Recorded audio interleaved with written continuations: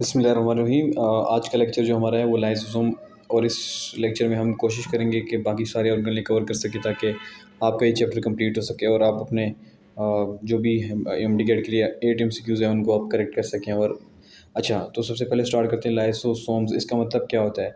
Basically हमारे पास जो lyso है उसका मतलब होता है स्प्लिटिंग। सोमा बॉडी को कहते हैं, यानी ये ऐसे ऑर्गन हैं जो कि बेसिकली हमारे पास स्प्लिटिंग का काम करेंगे। ठीक है, ये साइटोप्लाज्मिक ऑर्गन है, ये हमारे पास यूकेरियोटिक सेल में प्रेजेंट होते हैं। अच्छा, ये अपने याद रखने की ये आरबीसी के अंदर एब्सेंट होते हैं। ठीक है, और और ये डिफरेंट होते हैं क्योंकि डिफरेंट सेल में और इनकी मॉर्फोलॉजी की वजह से।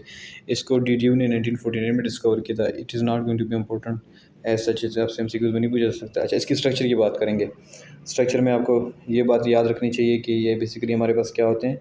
ये हमारे पास सिंगल मेम्ब्रेन स्ट्रक्चर है। क्या है? सिंगल मेम्ब्रेन स्ट्रक्चर है। अच्छा, ये बात आपने याद रखनी है। और आपने ये भी याद रखनी है कि इसके अंदर हमारे पास हाइड्रोलाइटिक एंजाइम होते हैं। अब हाइड्रोलाइटिक एंजाइम क्या होता है? वो एंजाइम जो बेसिकली क्या करता है हमारे पास, हाइड्रोलाइसिस करता है। Hydro means water, lytic means splitting, splitting in the presence of water. यानी इनको हमारे पास बेसिकली ये हाइड्रोलाइटिक एंजाइम है, दैट यानी कि that type of enzyme which undergo splitting of the substances in the presence of water. ठीक है, तो ये इस फॉर्म में इसलिए इनको हाइड्रोलाइटिक एंजाइम इनके अंदर होते हैं। इनके अंदर जो स्ट्रक्चर है लाइक ए सिंगल मेम्ब्रेन के अंदर जो चीज़ है वो हाइड्रोलाइटिक एंजाइम होते हैं। और एसिड फॉस्फेटेज भी होते हैं हमारे पास। ठीक है, अब इसमें एंजाइम कौन सा है? कार्बोहाइड्रेट्स, यानी कार्बोहाइड्रेट की स्प्लिटिंग करेंगे। लाइपेज लिपिड की स्प्लिट, प्रोटीएज प्रोटीन की करेंगे। न्यूक्लियस जो न्यूक्लिक एसिड है उनकी स्प्लिटिंग करेंगे। ठीक है, तो आपको ये बात याद रखनी चाहिए। अच्छा, ये हमारे पास हमने पहले भी बात की थी कि ये कहाँ पे सिंथेसाइज होते हैं, इसको कौन बनाता है। बेसिकली इसके जो एंजाइम होते हैं ना, ये हमारे पास आर यानी रफ एंडोप्लाज्मिक रेटिकुलम इसको बनाता है। बाकी प्रोसेसिव गोल्जी ऑपरेटर्स के जरिए होते हैं। फिर हमारे पास जो पहला स्ट्रक्चर रिलीज़ होता है गोल्जी वेजिकल से, उसको हम कहते हैं प्राइमरी लाइसोसोम कहते हैं। अच्छा, सेकेंडरी लाइसोसोम कैसे बनता है? अच्छा, प्राइमरी लाइसोसोम के अंदर जो एंजाइम होते हैं वो इनएक्टिव होते हैं। तो जब हमारे पास प्राइमरी लाइसोसोम किसी भी यानी कि बेसिकली ये फ्यूज़ करता है फूड वैक्यूल के साथ, तो ये इसके एंजाइम क्या हो जाते हैं, वो एक्टिव हो जाते हैं। इसको हम कहते हैं सेकेंडरी लाइसोसोम कहते हैं। ठीक है, अच्छा, जब इसके एंजाइम एक्टिव हो जाते हैं। अच्छा, टर्शी लाइसोसोम और रेसिडुअल बॉडीज़ क्या होता है? बेसिकली हमारे पास ये होता है कि अब प्राइमरी लाइसोसोम में तो एंजाइम इनएक्टिव थे। जब प्राइमरी लाइसोसोम ने फूड वैक्यूल के साथ कम्बिनेशन की तो हमारे पास कौन क्या बना?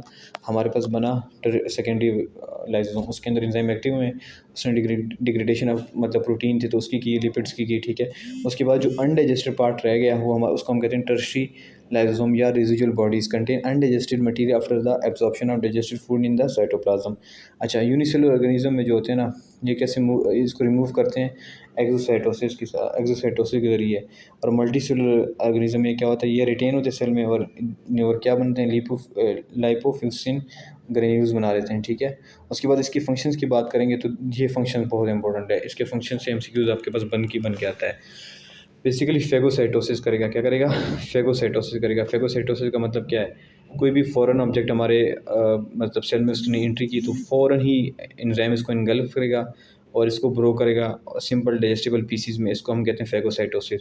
यानी कि कोई भी ऐसा ऐसा फॉरेन पार्टिकल, फॉरेन से मुराद ये है कि वो चीज़ जो कि बॉडी का हिस्सा नहीं है, यानी कि ऐसी चीज़ जो बॉडी के लिए नुकसानदेह है, ये उसको क्या करेगा? ब्रेक करेगा। उसको फेगोसाइटोसिस कहते हैं। ठीक है, और अच्छा, जो इंजेस्टेड फूड होती है जैसे स्टोर होती है वेजिकल फॉर्म में, इसको हम फूड वैक्यूल कहते हैं, जैसे मैंने आपको बताया था। जब ये हमारे पास कंबाइन होता है तो सेकेंडरी लाइसोसोम बनाता है। फिर इसके अंदर डाइजेशन स्टार्ट हो जाती है। ठीक है, and while remaining waste contain vesicle is no called contractile vacuole. इसको हम अच्छा, जो इंट्रासेलुलर डाइजेशन है बेसिकली क्या है? कोई भी फूड वैक्यूल प्राइमरी लाइसोसोम के साथ अटैच हो गया, उसने सेकेंडरी लाइसोसोम बना दिया जिसके अंदर एंजाइम एक्टिव होंगे, उसकी क्या करेगा? उसको मतलब हमारे पास पहले तो डिज़ायरेबल प्रोडक्ट्स में कन्वर्ट करेगा, उसके बाद इसकी क्या करेगा? डाइजेशन करेगा।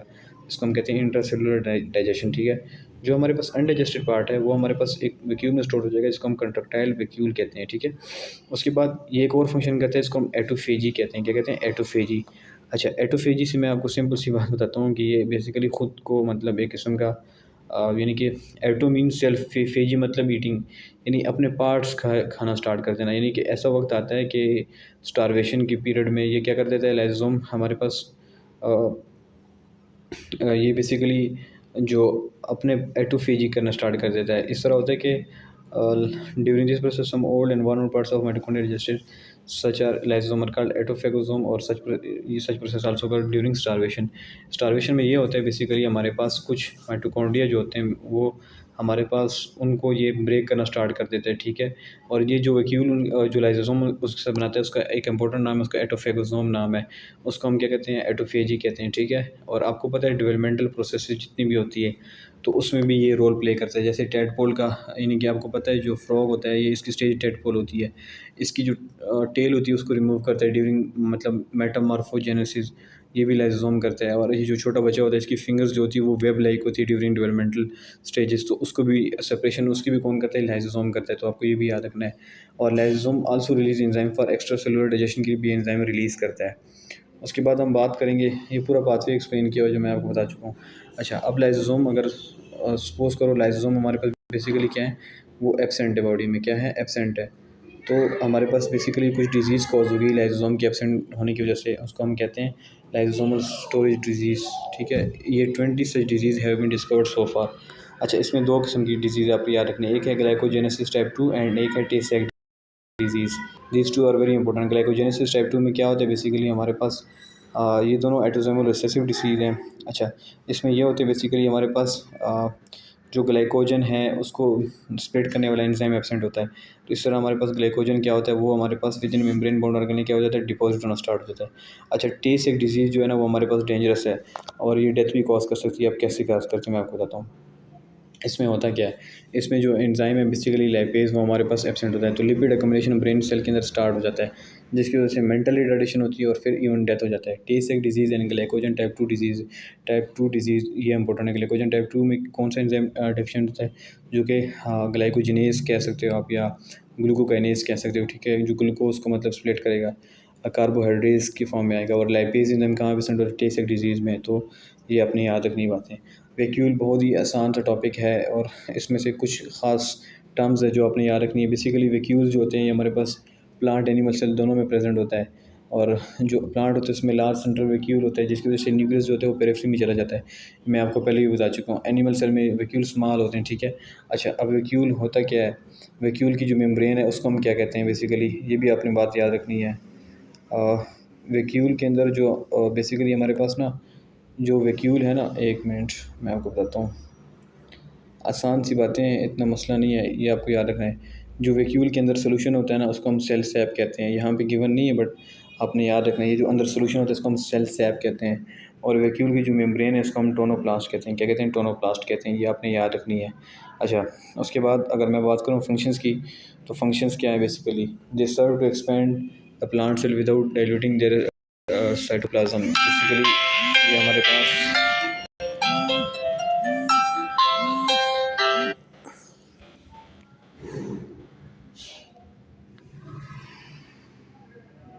अच्छा सॉरी फॉर डिस्टर्बेंस, ये हमारे पास बेसिकली क्या करते हैं, ये हमारे पास वैक्यूल के हम फंक्शंस पढ़ रहे थे। तो ये हमारे पास बेसिकली यानी कि उसको एक्सपेंड करते हैं सेल को without diluting their cytoplasm. Cytoplasm को डाइल्यूट करने से साइटोप्लाज्म हमारे पास डाइल्यूट नहीं होता, सेल को क्या कर देते हैं, प्लांट सेल को एक्सपेंड कर देते हैं। और ये भी इंपॉर्टेंट बात आपने याद रखनी है एक हमारे पास बेसिकली कि they act as a storage for water, cell products and metabolism intermediate, ठीक है। इनके इनके लिए भी स्टोरेज का काम करता है और ये मेंटेन रखता है सेल का turgor pressure which responsible for support rigidity of the leaves and young part of the plants. So ये सारी चीज़ आपको याद रखनी है। इसके बाद का जो ऑर्गन है माइटोकॉन्ड्रिया और न्यूक्लियस रह गए, ये बहुत इंपॉर्टेंट है एंड प्लास्टिड भी हमने कवर करना है इसी लेक्चर में। तो माइटोकॉन्ड्रिया में बेसिकली हमारे पास क्या होता है, माइटोकॉन्ड्रिया को हम क्या कहते हैं बेसिकली, माइटोकॉन्ड्रिया को हम पावर हाउस ऑफ सेल कहते हैं। क्या कहते हैं, पावर हाउस ऑफ सेल कहते हैं। ये तो आपको पता है, इसको बैटरी ऑफ द सेल भी कहा जाता है और मोस्ट बिजिएस्ट और एक्टिव ऑर्गन इसको कहा जाता है। उसका साइज़ और नंबर वेरी करता है, हमारे पास डिपेंड करता है physiological state of the cell. यानी मस्कुलर सेल है तो उसके अंदर उसकी फिजियोलॉजिकल एक्टिविटी ज़्यादा होगी, कार्डियक सेल में ज़्यादा होंगी तो वहाँ पे माइटोकॉन्ड्रिया क्या होंगे, ज़्यादा होंगे। They are self replicating organ है इनके अंदर, ये सेल्फ रेप्लिकेटिंग ऑर्गन, इनके अंदर सर्कुलर डीएनए पाया जाता है हमारे पास, और हमारे पास राइबोसोम होते हैं लेकिन इनके अंदर प्रोकैरियोटिक राइबोसोम होते हैं, ठीक है। ये बात अपनी याद रखनी है। इसकी स्ट्रक्चर के बारे में बात करते हैं हमारे पास। अच्छा, स्ट्रक्चर बहुत ही ईज़ी है, आपको समझना है और आसान सा है। आउटर मेम्ब्रेन हमारे पास स्मूथ होती है, इनर मेम्ब्रेन में फ़ोल्डिंग्स बनाई होती है, जिनको हम क्या कहते हैं बेसिकली, इनको हम क्रिस्टा कहते हैं। क्या कहते हैं? क्रिस्टा कहते हैं, ठीक है। अच्छा, उसके बाद जो हमारे पास इनर सरफेस होता है क्रिस्टा का, उसके अंदर कुछ पार्टिकल होते हैं जिसको हम F1 एफ नॉट पार्टिकल कहते हैं। इनको एलिमेंट्री पार्टिकल भी कहा जाता है और ऑक्सीजोम भी कहा जाता है, जिस can help in the electron transport chain that you have studied in your first year chapter number 4 में आपने पढ़ा होगा, ठीक है। तो ये वहाँ पे फंक्शन परफॉर्म करते हैं, ठीक है। इसके अंदर माइटोकॉन्ड्रियल मैट्रिक्स होता है बेसिकली, वहाँ पे कोएंजाइम होते हैं, एंजाइम्स होते हैं, ऑर्गेनिक और इनऑर्गेनिक साल्ट्स होते हैं। अच्छा, एक हमारे पास आउटर मेम्ब्रेन और इनर मेम्ब्रेन के अंदर जो स्पेस होती है इसको हम इंटर मेम्ब्रेन स्पेस कहते हैं। ये भी आपने बात याद रखनी है, ठीक है।